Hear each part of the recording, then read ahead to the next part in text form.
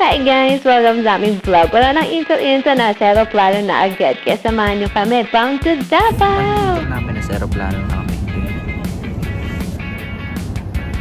Pagsara nito, nasa Davao na lang. O diba, ang bilis na sa Davao na agad tayo. So, Pupunta kami sa Santa Lucia po. kaming apat nga pala magkakasama dito sa Davao. Walking distance lang naman. Walking distance lang daw, pero hindi namin kung saan kami lalabas kaya sumakay na lang kami ng taxi. So yan, kinakausap ni mama at siya lang may alam ng Bisaya dito and 150 din yung bayad namin. Katapat lang pala talaga siya and mahirap nga siya lakarin kasi nga may dala kaming luggage. Ayun nga, nakarating na kami dito sa Santa Lucia Mall and Guys, stay mo yan sa Tulisaya Mall. Lamit lang pala, 150 bayad namin. Ito si Uwi. Hindi kasi kaya ni mama. Wala pa senior citizen. Member. Ano yung number? Kaya base yun yung kanang kuha niya yung number. Hindi na kaya ato niya ni puto-puto rin. Kaya nga pala kami nandito kasi dito namin naantayin yung kamag-anak ni mama na magsusundo sa amin papunta sa Tagum City. Doon muna kami makapalipas ng gabi. At ayan nga, nasundo na kami at 4x4 yung gamit nilang pansundo at unang gabi pa lang namin nasubok na kami ng hangin ng Davao. Ayun, bago pala kami pumunta ng Tagum City, nag-stop over muna kami dito sa night market nila at ang mumura nga ng mga bilihin nila dito and makikita nyo dito sa next video natin. Dito tayo sa Baclaran Pero Davao. ng Davao.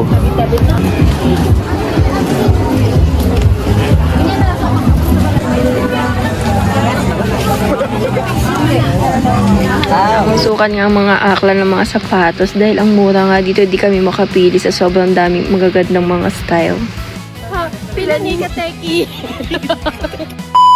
Ayan, sa pag-ikot namin, meron na agad akong nakita at sinukat ko nga siya for only 200 pesos. Grabe yung quality ng sapatos na to at si ate nga din nakapili na din siya. Pamain po. Sige. Na, mabaho na yung ano. Bibili mo na yan, mabaho na eh. Ayoko nga. Hey, ayan, nabili na namin ang unang gastos sa Davao.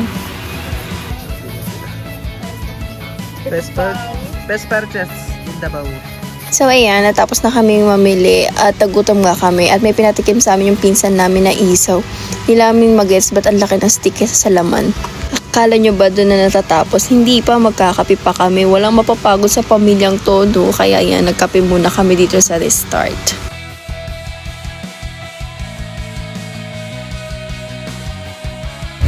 Good morning, Tagum City. It's another day, another gala.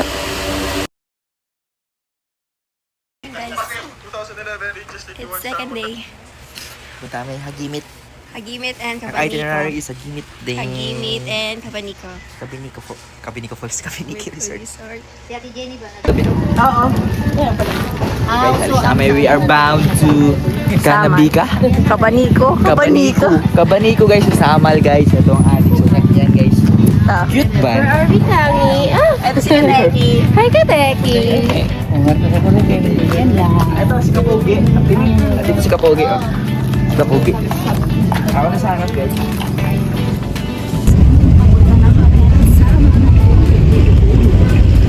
Nabili ako guys.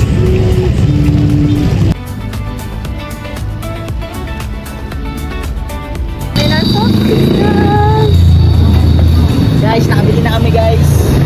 Kami nakabili ang mura lang.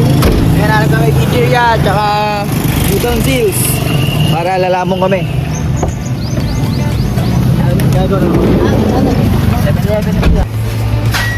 Guys, we're buying items, good items. Grocery kami. Sa 7-Eleven. Hindi mo na yan, okay na yan. Ayoko yan.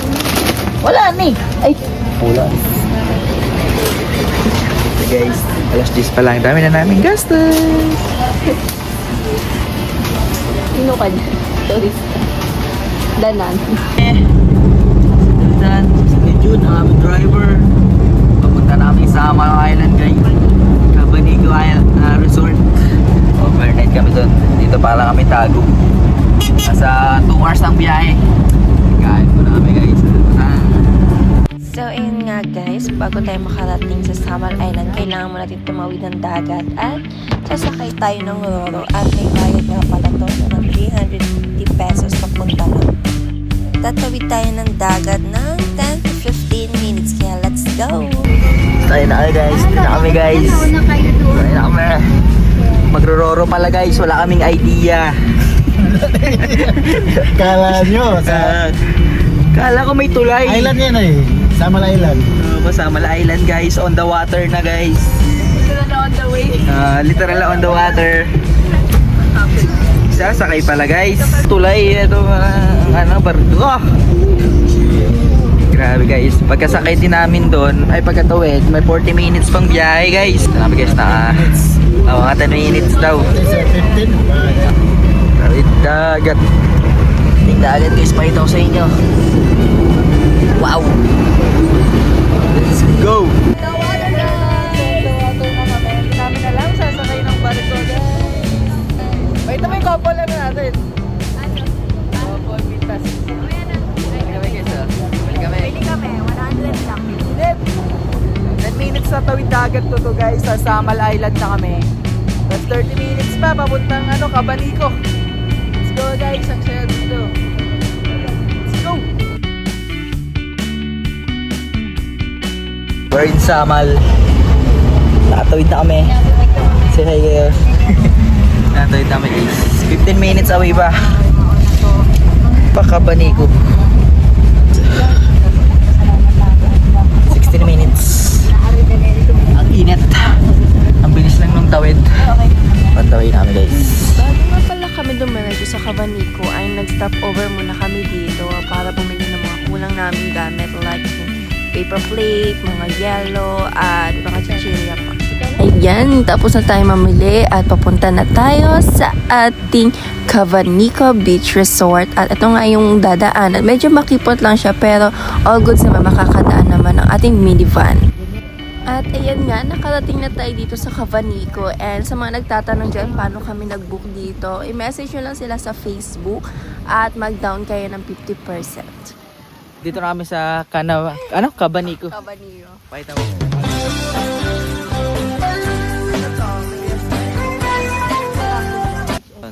Kasi 2 PM pa check-in, 1 PM dito na kami. Di kami excited. Rambo daw siya eh.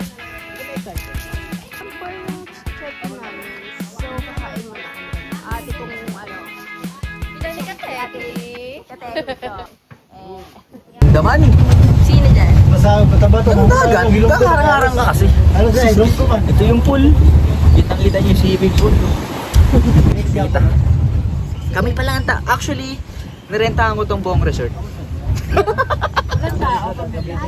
Pwede maligo. Nirentahan lang namin. Kundo dun. Pwede maligo.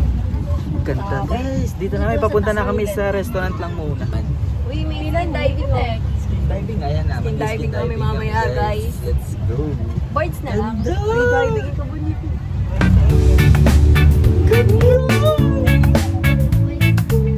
Wait, saan yun, Rente? Namin dito kami sa restaurant. Let's go, let's go. 45K. Di ba bank transfer? Hello kami kuya, 45K pamasahe.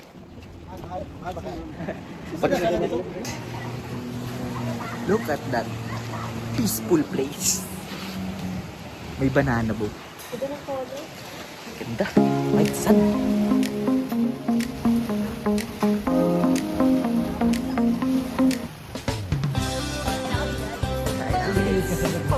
Beachfront. Guys, kumain kami ng beachfront.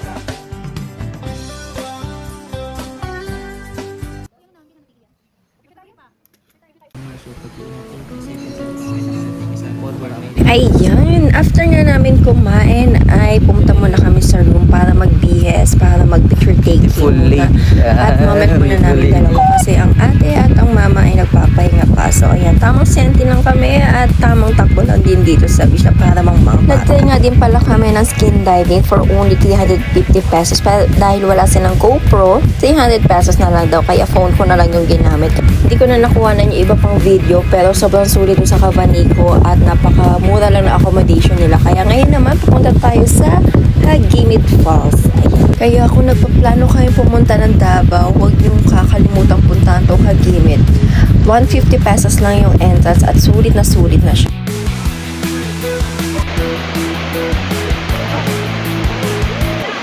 At dyan na nga natatapos ang ating Samal Island trip, Cabanico and Hagimit Falls. And sa next vlog ko na lang ulit ang part 2 kasi sobrang haba na at ang daming ganap for today's video. Kaya see you sa next vlog!